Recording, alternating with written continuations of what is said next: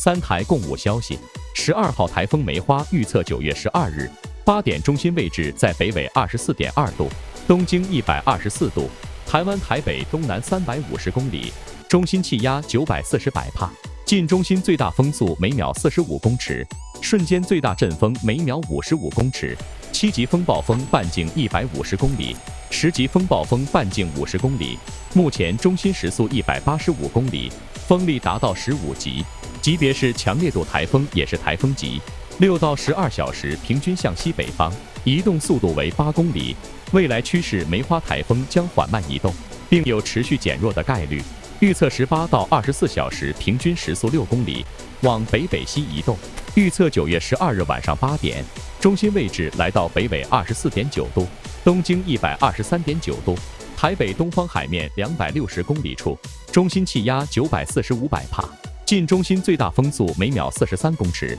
瞬间最大阵风每秒53公尺，7级风暴风半径150公里，10级风暴风半径50公里。在梅花台风西北方向的副热带高压正在激烈转向，导致系统减速。明天过后，向东北的副热带高压再度重新整合并恢复完全转向，不利的台风环境将在2天内将系统缓慢减弱至时速155公里。之后，东海海面温度变冷以及风切变的增加将更快，因此使系统更偏向西北西，同将开始转弱到13级风力，而且更偏向江浙一带登陆。92万在副热带高压的下层持续吸收环流能量，很大概率逐渐生成台风，方向不排除转向西南，靠近梅花台风，在增强后转西北往日北或韩国。93万形成台风状态，往东北方向移动，逐渐接近温带。由于梅花台风呈现滞留现象，导致台湾、石垣岛、东海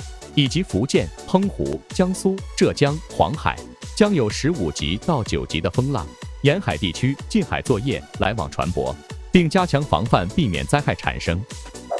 记得关注再走哦。